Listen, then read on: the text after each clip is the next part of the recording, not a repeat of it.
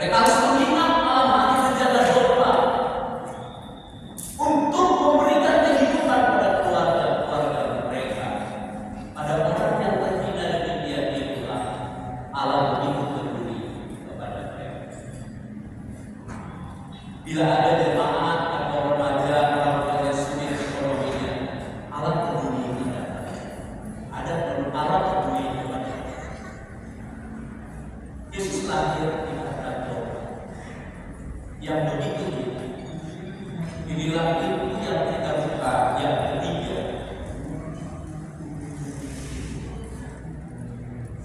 Saya ada pintu yang keempat.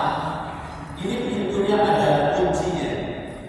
Sebelum kita buka kuncinya, saya mau mengajak kita menghitung sampai 10.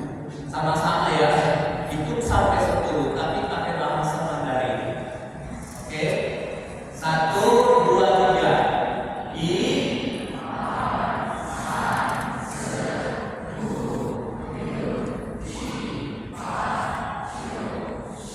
Oke, kalau gitu kita berteriak, please. Bahasa Mandarinnya apa ya? Si hai le. 1, 2, 3. Si hai le. Oke, kita buka ya. Ini pintu yang keempat. Ini adalah pintu. Terima kasih atas tangannya. Ini adalah pintu menuju kerajaan surga. Dalam kitab Wahyu 21, surga itu jalannya terbuat dari emas dan tidak ada kenajisat di sana. Orang yang masuk ke sana adalah orang-orang yang telah dibersihkan hidupnya oleh darah Kristus. Orang-orang yang namanya sudah ditulis dalam kitab kehidupan. Keselamatan bukan karena kebaikan perbuatan baik kita, tapi karena kematian Yesus di kayu salib.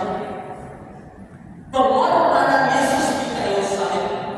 Yohanes 3:16 berkata, karena begitu besar kasih Allah akan dunia ini, sehingga Ia telah mengaruniakan anaknya yang tunggal, supaya setiap orang yang percaya, bukan setiap orang yang merayakan Natal, bukan setiap orang yang Kristen, tapi setiap orang yang percaya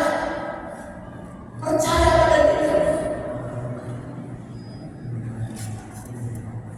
Mereka tidak binasa, bukan mati, semua orang mati. Tidak binasa artinya tidak dihukum dalam kekekalan, melainkan beroleh hidup yang kekal, surga mulia. Tapi pintu ini adalah pintu penderitaan yang dialami oleh Tuhan Yesus di kayu salib. Dia berkata, sudah selesai. Penebusan saudara sudah selesai. Natal tanpa salib tidak ada gunanya. Natal bermakna karena ada salib. Natal karena pengorbanan.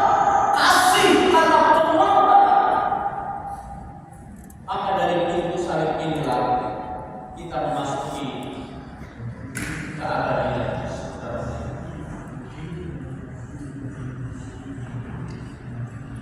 Jadi di Natal tahun ini saya percaya bahwa kasih Tuhan begitu besar kepada saudara sekalian. Kalau diberi uang rekor itu belum ada apa-apa, tapi Dia beri hatinya, hidupnya, kasihnya, jiwanya, nyawanya untuk saudara sekalian. Siapa yang mau masuk dalam surga mulia? Terakhir, pintu yang terakhir. Dalam kitab Wahyu pasal 3, Yesus berdiri di pintu hati kita dan Dia mengetuk pintu hati kita. Apakah saudara mau mengetuk pintu hatimu kepada Yesus?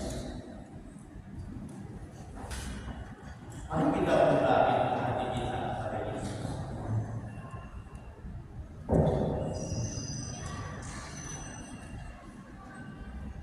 Mari kita buka bersama-sama.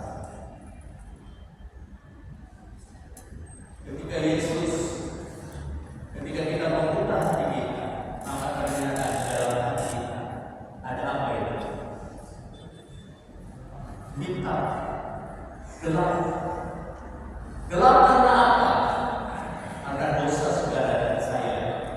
Dosa kebencian, dosa pemberontakan pada Tuhan, pada orang tua, dosa perkataan membuli teman-temannya, menghina orang yang disabilitas,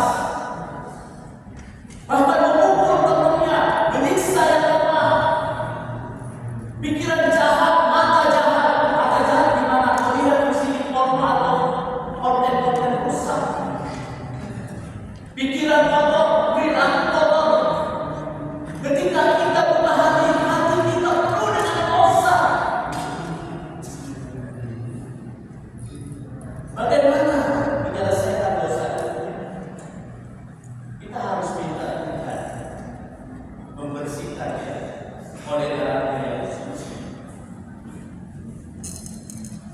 Ketika kita mengundang Yesus masuk dalam hati kita,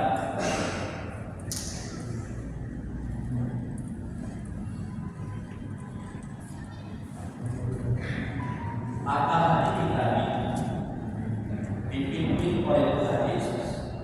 Hati saudara menjadi bersih, disucikan oleh darah Kristus, dan Kristus tetap di dalam, berubah hidup saudara. Saudara menjadi anak Tuhan, saudara jadi milik Tuhan, yang tidak akan berubah sampai akhir zaman. Kalau saudara memberi hati kepada Tuhan, dia akan berubah. Pertanyaan saya, ketika Tuhan mengetuk pintu hati, maukah engkau bertanya kepada Tuhan? Maukah engkau mengundang Yesus menjadi Tuhan dan Selamat dalam hidupmu? Dan saya yakin dan percaya, Dia akan berubah hidupmu. Tahun 92, pertama kali saya buka hati pada Yesus, Dia berubah hidup saya sampai hari ini. Karena manusia tidak bisa mengubah dirinya kecuali Tuhan yang berubah. Esok terlambat, janganlah tertunda. Esok terlambat, janganlah tertunda. Ambillah keputusan dalam hidup ini agar kau tak kecewa hidup dalam. Saya belajar saudara, hari Natal ini tak ada kepedulian Tuhan dalam hidup kita apabila biarkan jiwa kita, hati kita dikuasai oleh Tuhan Yesus. Bagi saudara